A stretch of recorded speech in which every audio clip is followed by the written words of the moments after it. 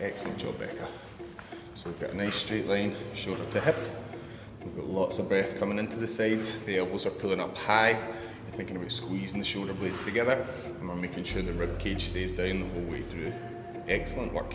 Nice high pull and squeeze, and control forward. All the work done in the upper back. No change in spinal shape, in a little semi-squat position. That's a better start position, Carrie. So here we have Carrie working on a T-spine row, a thoracic row as I like to call it. Her primary focus is to dissociate rotation from the shoulders and the hips. So we've got to keep the hips nice and square and just twist through the upper body and pull back. Good, so sit into your squat a wee bit more, push your knees out, squeeze your butt hard, don't let your hips twist. That's better, and pull back round. Good, yeah, do that again.